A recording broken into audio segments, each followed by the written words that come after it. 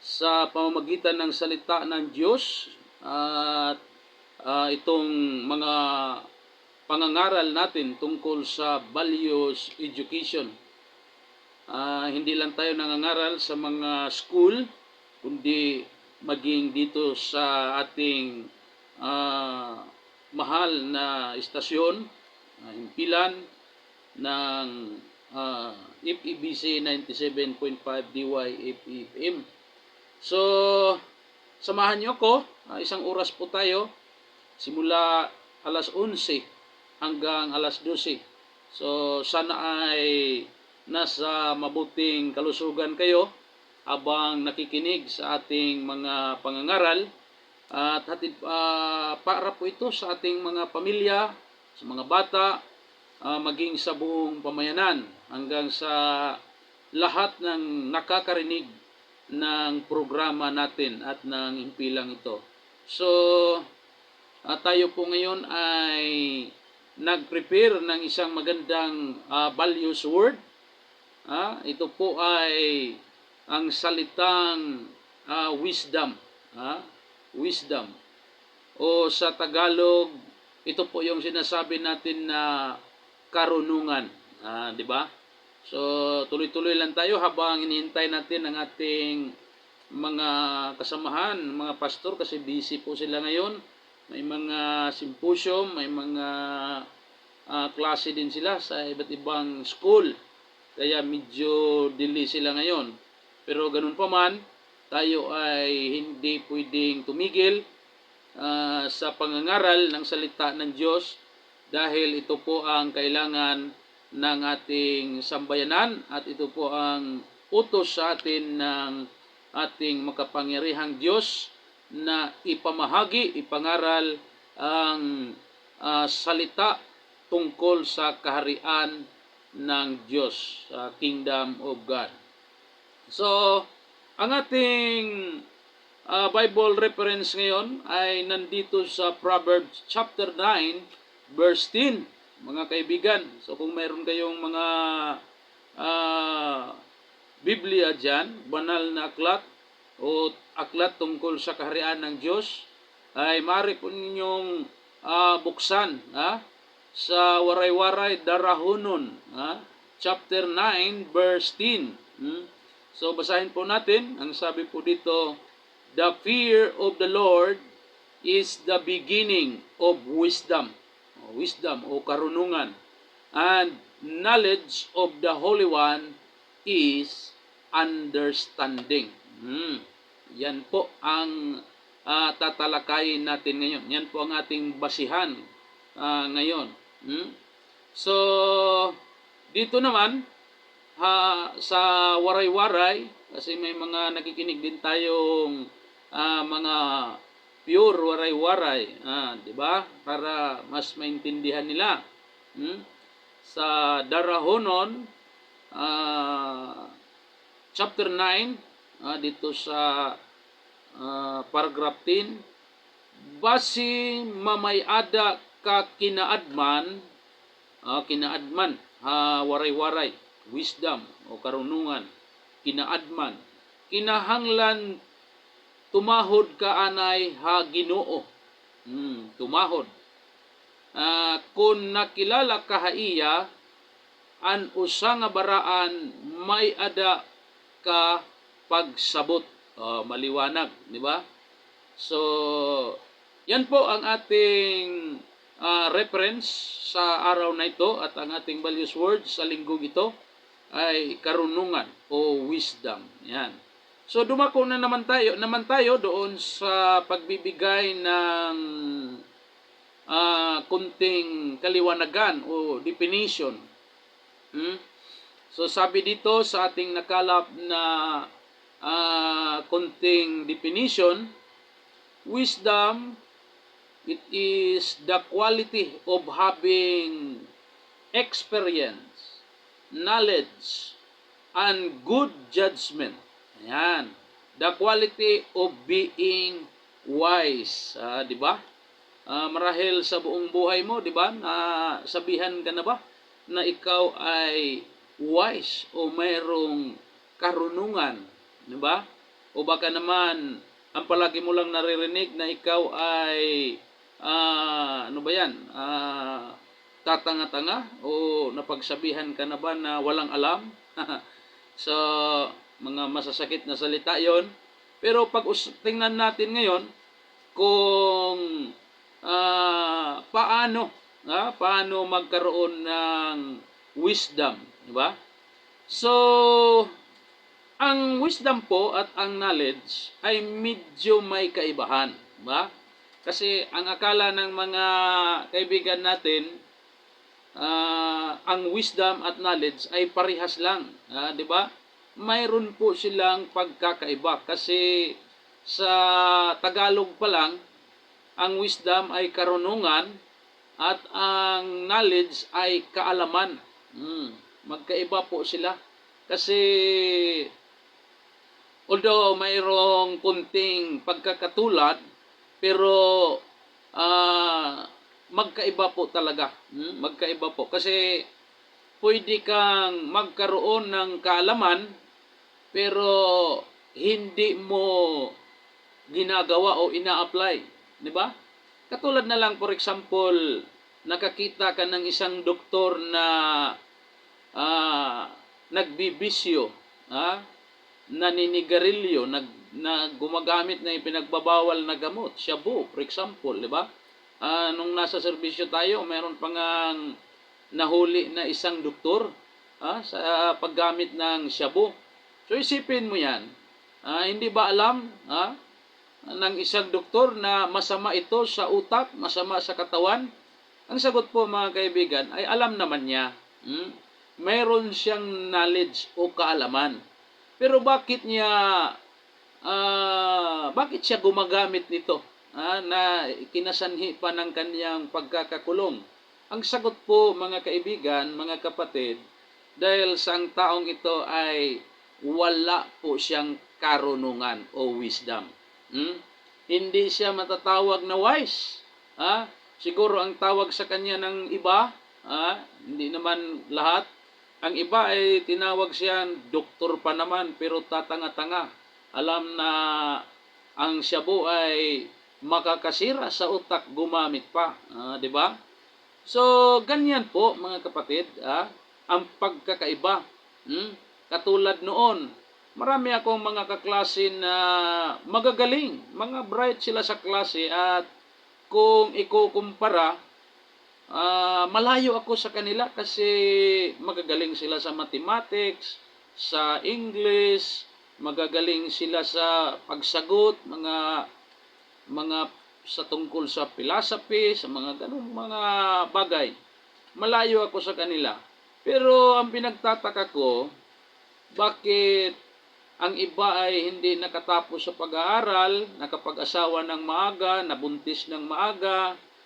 Marahil mga kaibigan, ang sagot doon ay hindi naman sila walang alam.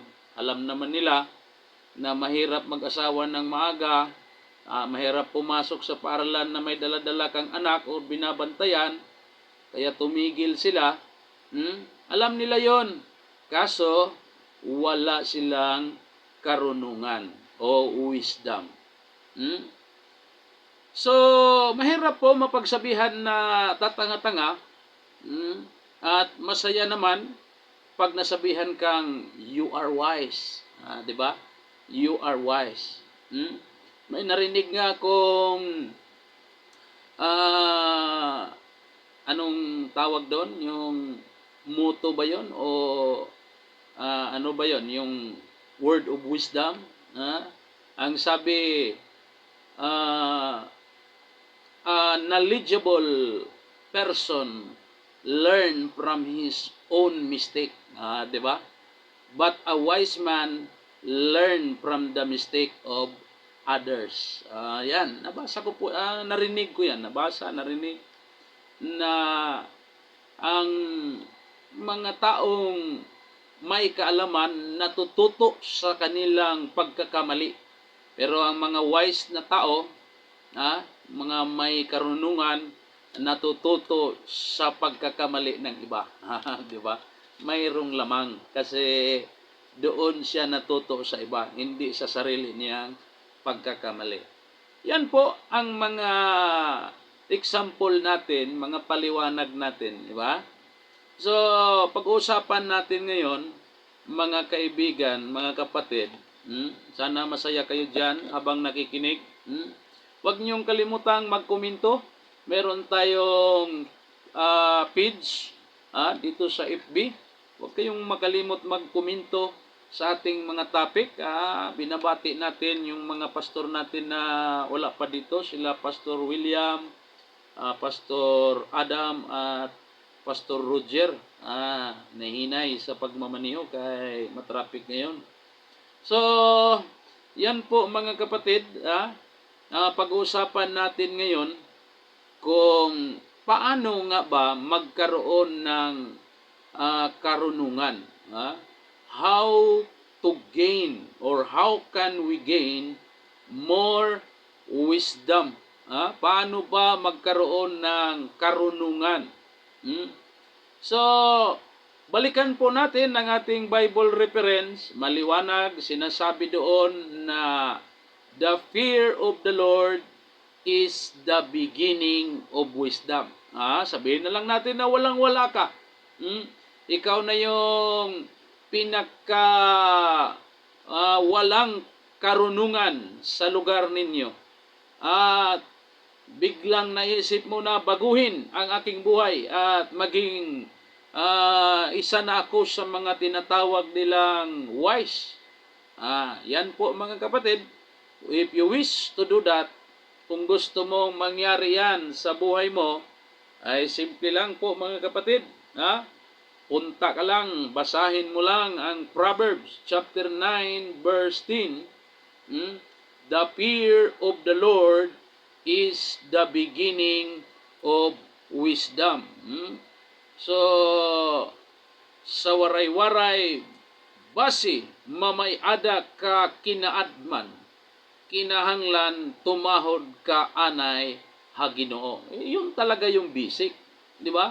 Para magkaroon ka ng karunungan, ay magsisimula sa pagrespeto.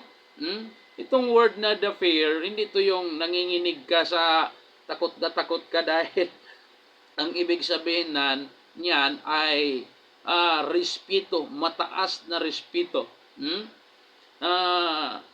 Ito pa, kung nakilala ka haiya. Siyempre, di ba? Talakayin natin ito. Bakit na-mention itong word na kung nakilala ka haiya? Ang usang baraan, may ada ka pagsabot. So, ganyan po mga kapatid. Kasi unang-una, hindi ka magkakaroon ng respeto o takot sa isang tao kung diri ka nakilala iya. Kung hindi mo siya kilala.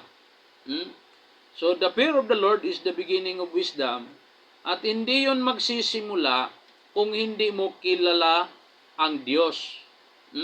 Paano ka matatakot o magrespeto sa tao na hindi mo kilala? You are not related. You have no communication. Hindi mo siya nakikita, hindi mo nakakausap, hindi mo nakikilala. So, mga kapatid, ang pinakaunang gawin para makilala mo ang Panginoon. Kasi, siyempre, ang target natin magkaroon ng wisdom. Ang kailangan, dapat magrespeto o matakot ka sa Diyos. Yun ang sabi sa Proverbs, para magkaroon ng wisdom. Kaso, hindi ka naman magkaroon ng respeto at takot sa Diyos kung hindi mo siya kilala. So, ang pinakaunang gawin ay to know God. That's the answer. How can we gain more wisdom? The answer is, you have to know God. To know God, you have to read His Word. Dapat pala mga kapatid, ay basahin natin ang Kanyang kautusan, mga impormasyon tungkol sa Kanya, yung patungkol sa Kanyang pagka-Diyos, pagkahari. Marami akong kilala na hindi lubusang kilala ang Diyos. Hindi nga nila lubusang kilala ang Biblia. Hindi nila alam, nagbabasa sila ng Biblia, pero hindi nila lubusang kilala ang Diyos o nasusuri ng tama ang Biblia. Kasi kung susuriin mo yung Biblia ng tamang pagkasuri, malalaman mo na ang Biblia pala ay tungkol sa isang hari, kaharian at kanyang mga anak, mga prinsipe at mga prinsesa. Doon mo makikita na ang Biblia pala ay tungkol pala ito sa isang bansa, isang kingdom. So, di mo makikilala ang Diyos kung hindi ka magbabasa at hindi mo intindihin ang kanyang mga salita. Dahil tayo po ay nagkakaroon ng respeto, takot sa Diyos sa pamamagitan ng kanyang mga salita. Parang nanay at tatay natin. Nagkakaroon tayo ng takot, nagrespeto sa mga tatay at nanay natin sa pamamagitan ng kanilang mga pangaral at mga salita. Ganon din ang Diyos. Hindi tayo magkakaroon ng fear of the Lord without hearing, knowing His Word. Ayan po. Bakit? Bakit? Hindi niyo alam. Ang sabi ni Isaiah, kung nabasa niyo na ang aklat ni Isaiah, ang sabi po niya, the Word of God, the Word of the Lord is a precept. Precept. Precept upon precept. Ayan. May nagtanong sa akin, Pastor, ano bang ibig sabihin ng precept? Kasi parang pareho lang sa word na concept. Yan. Sabi ko, oo, parehas lang, pero yung malalim na kahulugan nila ay magkaiba po. Kasi ang word na precept o concept, ang ibig sabihin ay idea. Pero ang word na precept ay an idea before the idea. So, ibig sabihin, nauuna pa siya.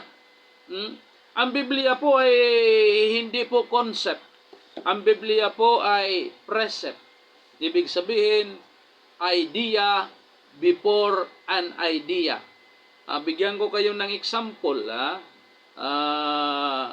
Example po, mga kaibigan, itong pag-aasawa. Pag-aasawa. Ang pag-aasawa, tanungin mo ako, saan ba galing ang ideya ng marriage? Then the answer is from the Bible. Di ba? So, bago mo pa to marry is a concept. But knowing where the idea comes, it comes from the Bible. That's why it is called the Bible. Sabi ni Isaiah, ang tawag ay precept. Precept upon precept. Precept. Ang mga batas natin, mula sa Biblia. Hindi nyo lang alam.